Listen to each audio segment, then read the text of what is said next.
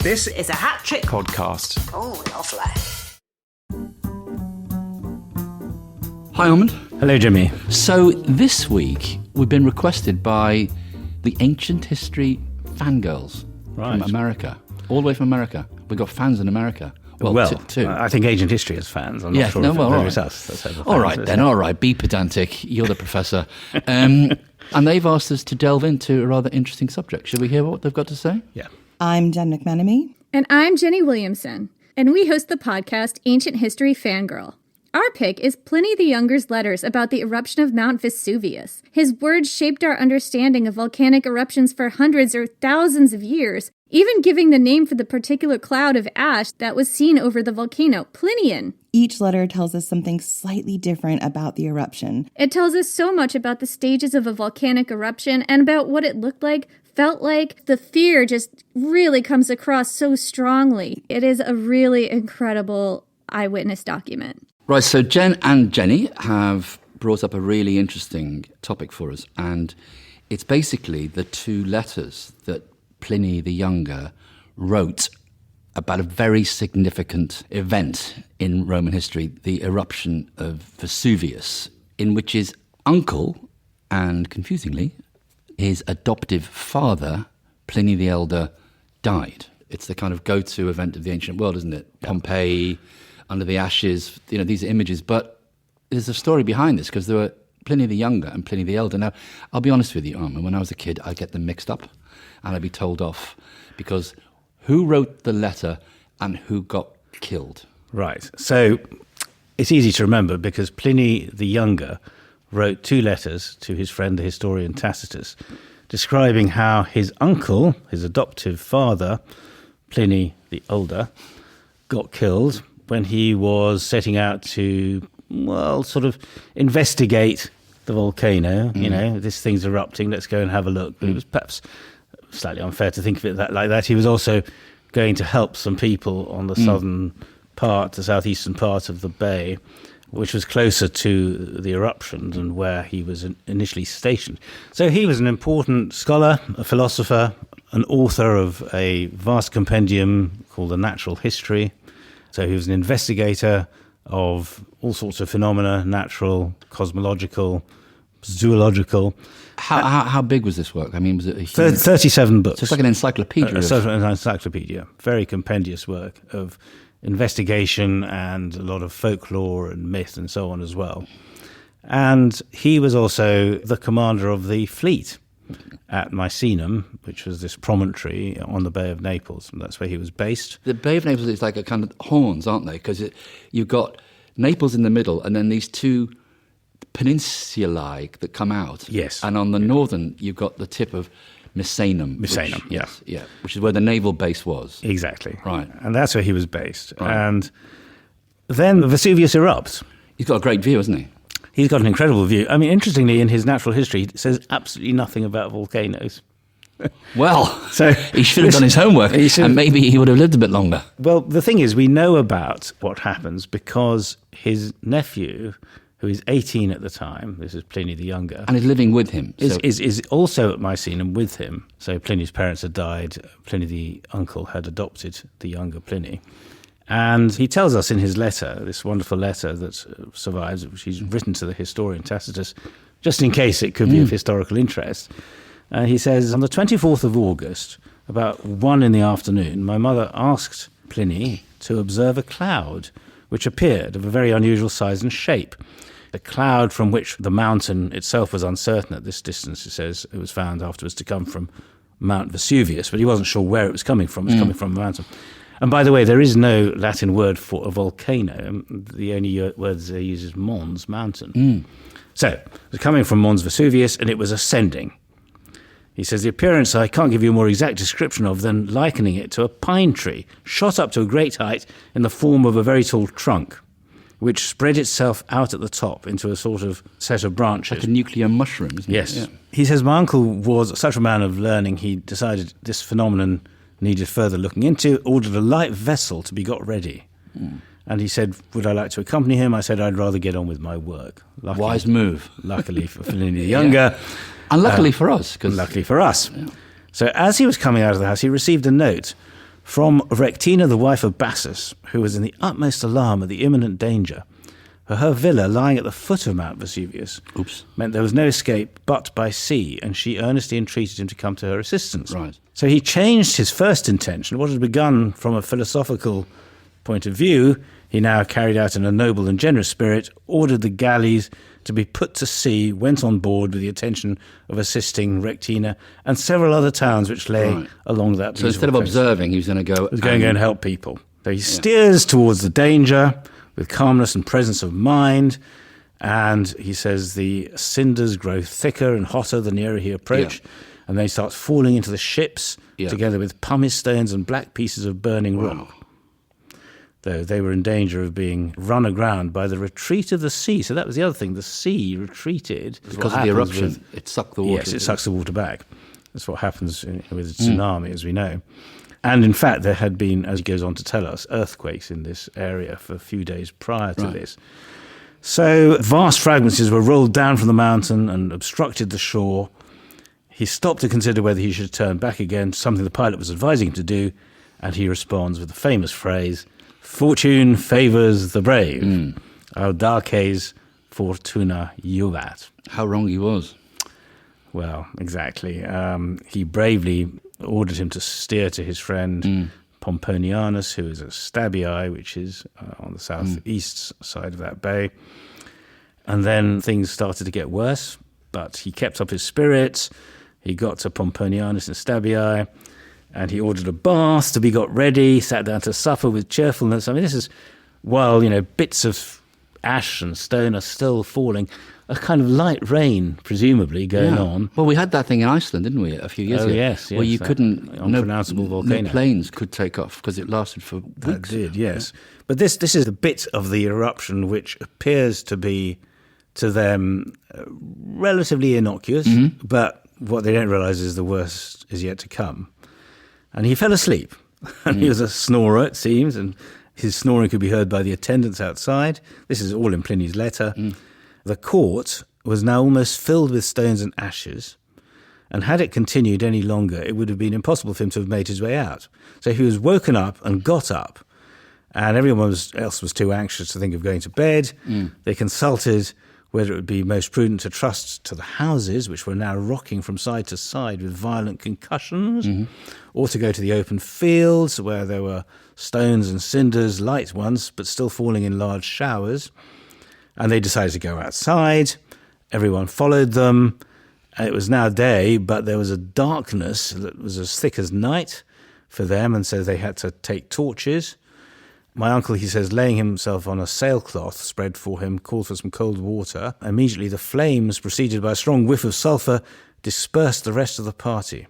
He got up with the assistance of servants and instantly fell down dead, suffocated by some noxious vapour. Right. So he dies. Yeah. And so left behind on Misenum, Pliny himself, the younger, says, well, it was time for my bath. I went to supper, fell asleep. He says there'd been noticed for many days before a trembling of the earth, which didn't alarm us much, as it's quite an ordinary occurrence in Campania.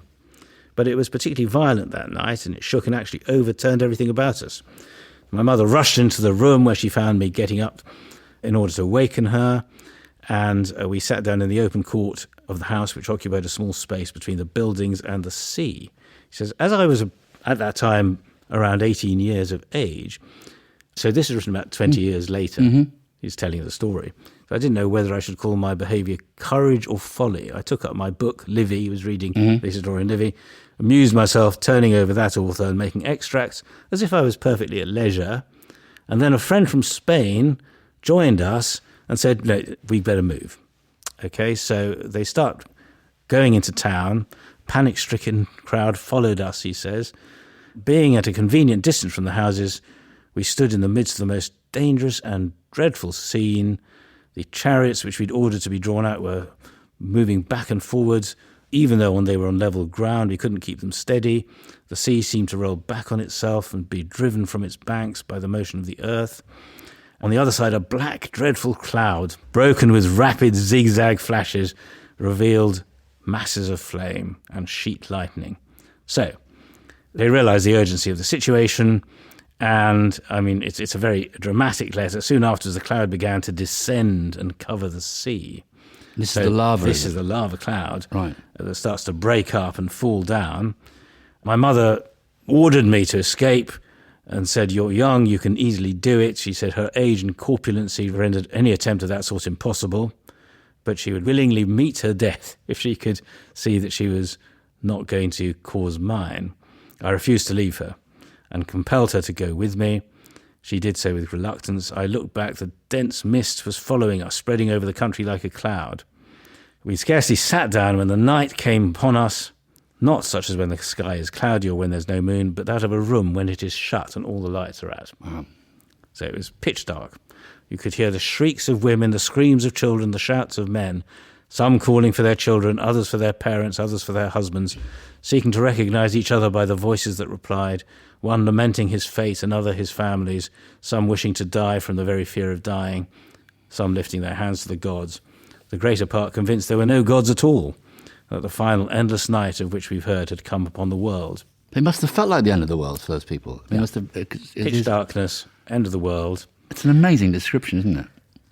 Yeah. It's almost like journalism, actually. Well, you think it about is. Because It is kind a of, bit. it's very... And he must remember it very vividly 20 years on to write like this. And then he says, I managed to stay very calm. He says, during all this scene of horror, not a sigh or expression of fear escaped me. Right. Because I thought I was dying with the world. Well, he actually thought the whole world was dying. He was perishing with the world itself, he says. And then the dreadful darkness dissipated by degrees. Real day returned. The sun shone with a lurid light. Every object was covered deep with ashes, as if with snow. We returned to Misenum, passed an anxious night, and the earthquake continued with frenzied persons running up and down.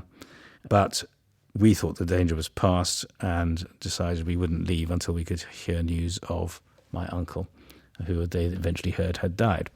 So, a longish letter in which he describes the eruption and his part in it and his uncle's death. But it's a fantastic historical document, isn't it? Because it puts you right in that situation. You're there with them, and it's very vivid. And of course, what we're left with then is the ashes, like you said, of Pompeii and Herculaneum. I mean, I've been to Pompeii a few times now. And it's quite an extraordinary archaeological site, though, of course, a lot of it has been rebuilt. I mean, so when it was found, it was not in the condition it is in today. I remember once I said to my youngest son, Jack, "Oh, they've got a Pompeii exhibition at the British Museum." Oh, he said, "Dad, it'll just be that dog that looks weird, it's asleep and it's been..." And I said, "Jack, it'll be a lot more than just the dog that's been frozen in time. Come on, let's go." Of course, as you walk in, the first artifact is the dog. And it's, "I told you so." It must be one of those visited sites in the ancient world now, Pompeii. Yes, and actually I find those still bodies of animals and people incredibly moving. Yeah. Because it's as if, they really just have been stuck in time there and caught in that position that they were in at the moment that the ash hit them. Mm. Some in very weird positions, look as if they've probably tried to struggle a bit against the flames, burning flame, which would have killed them instantly, really, if they inhaled it. Do you know how they went in and found these? I mean, how circumspect would you need to be to dig into this? Well, the excavations, which started in the 18th century, started to come across these bodies, and because, really they are made of solidified ash, aren't they? So it's as if, the soft material of bones and skin has melted away, leaving a mould in which the ash has created. Oh, right. So they're quite solid. And I think they would have been found in that form, under the remains of collapsed buildings and so on. And people had been sort of hiding and crouching and covering their heads, and it's that position in which they're found. And so it does, to me, look very moving and rather immediate. Well, they look quite animated, don't they? Yes, because, they're in the middle of something, like the dog is overturned. In mid-action. Yeah. So Pliny the Elder, it's weird that you said that he doesn't mention volcanoes. You would have thought, given what happened. So where do we get the word volcano from? That comes from the Latin vulcanus, which is the name of the fire god and the craftsman god, known in Greek as Hephaestus. And eventually it was attached to the kind of mountain which produced flames i.e. volcanoes. So it'd be a Mons Volcanicus. Ah, okay. But not in classical times. But what the ancient Greeks believed is that volcanoes had fire-breathing giants buried under them. So famously, Mount Etna in Sicily had the giant Typhon, or Typhoeus, who had been slapped down under this great mass of earth and stone. So, I mean, Etna erupted, I think, 396 BC. Right. You know, this was the giant sort of moving and pushing out some of his fire-breathing stones. Or like gastric reflux or something. That's what they thought, yes. Just every now and again he'd cough up a bit of fire. Yeah, okay.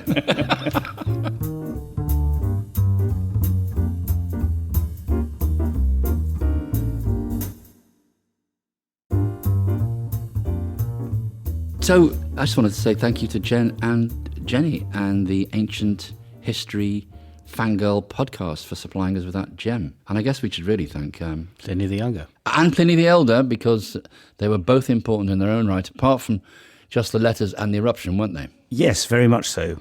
Pliny the Elder was a scholar, was a naturalist, was a voluminous reader and writer, and had written this 37-book compendium called The Natural History. And it was quite a scientific work, mixed in with legend, and because that's the way the Romans described the natural world. It's a very strange thing because there's quite a lot of reasonably scientific observation of animals, of nature, of botany, of stones, and, you know, it's a hugely compendious thing. What kind of things would he describe? I mean, Well, he would describe, for example, the behaviour of elephants, or he might describe the behaviour of dolphins or bees, but it would always be mixed up with some kind of story.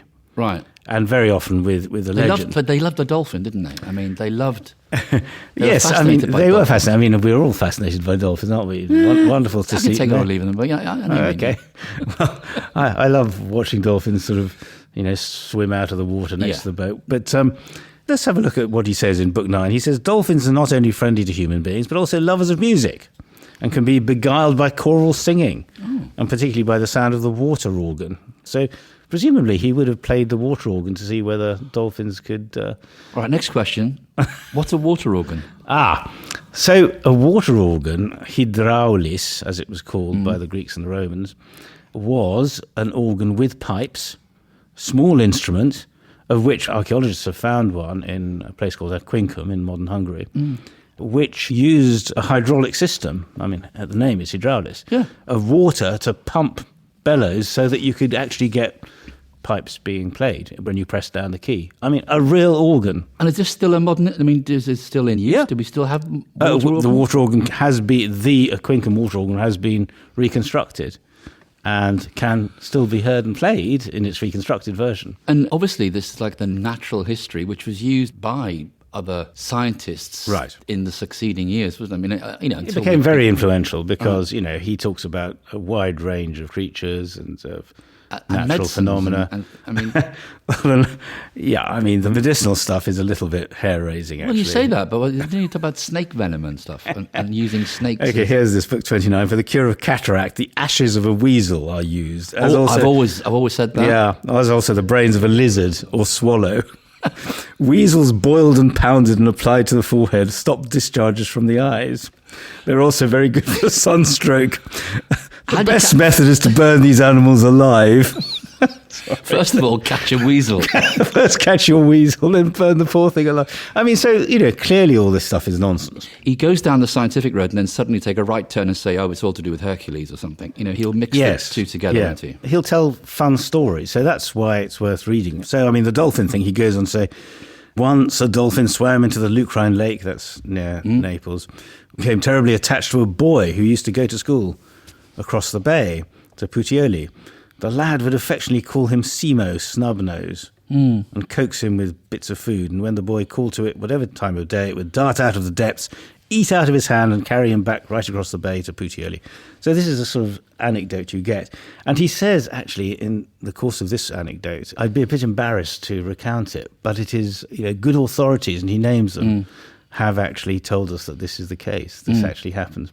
So he's sort of suggesting that he is being scientific with his data and presenting stories that are well attested. But that fascination with the natural, I mean, his story about the provenance of amber isn't a million miles away from how amber is. No, that's right. So he talks about amber coming from trees. It flows down through the rivers and then it fossilizes. And it's, he's kind of That's right, grappling with the science of that, isn't he? Yes, yes. And actually, Pliny does talk about the bark of the willow tree being good for headaches. So that is, of course, where we get aspirin. I think the active ingredient is salicin. So medical etymology here, folks. Yes, salix, yes, willow tree. So that's the backstory on Pliny the Elder. But what about Pliny the Younger? Because he was a kind of inveterate letter writer, wasn't he? Yes. I mean, these two letters weren't just an isolated incident, were they? He was a brilliant writer of letters and chronicled his life, personal life and public life. Fortunately for us, he sent a letter to Tacitus, who's the great historian. He didn't just send it to his mate down the road. He sent it to the bloke who was going to write some of the great histories of that time, which we've benefited from. We've got a real insight into the Roman way of life from those days, haven't we? Yes. The letters are an incredible resource for learning about Roman life and times in the late 1st century, early 2nd century. He wrote hundreds of letters. We have 10 books of them. The 10th book is actually a series of his official correspondence because he was the governor of a province of Bithynia under the Emperor Trajan. And he was a good emperor, wasn't he? Who was one of the 5 so-called good emperors. Yes. And Pliny the Younger writes to Trajan asking his advice on all sorts of things. And Trajan writes back, which is quite impressive. I mean, the emperor clearly had secretaries and so on. But he writes back in a very fond way. He sometimes calls him my dearest Pliny, or he actually calls him Secundus, mi secunde carissime. So he was clearly fond of the man. And so you have a whole book of correspondence to the emperor. What kind of things would a governor ask of the emperor then? What kind of... Quite a famous letter of his is asking about Christians, in which he says... there are these Christians causing problems, and I'm going to refer to you, he says, Emperor. What kind of problems? Basically, singing Kumbaya all the time. He says there are trials of Christians for being Christians. All right, so that was illegal? Essentially, yes. Right. Generally, it's subversive. It's considered to be a subversive religion. Because you're not swearing allegiance to the emperor, you're swearing allegiance to Christ. To Jesus Christ, right, fine. He describes the various things he does with people confessing. And so what's the advice he's seeking then from the emperor? What's he saying? So he's saying, what should I do? Should I execute them? Should I continue to hound them, to torture them even, he says. So Trajan writes back, you observe the proper procedure in sifting the cases of those who'd been denounced to you. It's not possible to lay down any general rule to serve as a fixed standard. They're not to be sought out. If they're denounced and proved guilty, they should be punished, with the reservation that whoever denies they're a Christian and proves it by worshipping our gods should obtain pardon. So he's basically saying you're doing the right thing anyway. Yeah. So the way they viewed Christians was that they were a problem because they weren't bending the knee, if you like, to the emperor. Yes. So they could be a petri dish, if you like, for insurgents. So they were going to cleanse the society of that problem if they found it. And I guess that goes on today, doesn't it? Yes. Well, I mean, they considered Christians to be criminals. Yeah. And when Pliny talks about torturing the deaconesses, he says they were slaves. So slaves were pretty regularly tortured. It was actually believed that they could only tell the truth under torture. Right. So they had to be tortured in order to reveal it. So that's what he's doing. The problem, of course, is that if this is going to be very widespread, you have to be careful, otherwise you'll have an uprising on your hands. And it's under the banner of we're trying to keep the peace here. Yeah. It's all about keeping the peace. Which is a political trope even today, isn't it? It's the greater good. We're going to crush this because actually it's about keeping everybody safe. And maybe in another podcast we can talk about how the Romans ran the empire, because I have a quote from my old classics master. He said he'd quite like us to discuss. So that's a trailer for another podcast. It's not salus populi suprema lex esto, the welfare of the people shall be the supreme law. No, it's solitudinem faciunt pacem appellant from Tacitus. They created a desert and they called it peace. Coming soon to a podcast near you. It's All Greek and Latin to Me is presented by Armand and Jimmy Melville. The producer is Diggory Waite and the executive producer is Claire Broughton. It's All Greek and Latin to Me is a hat-trick podcast. Hi everyone, I just wanted to give a mention to Classics for All. Classics for All is a charity, and what we want to do is provide access to the classics to as many state school pupils as possible.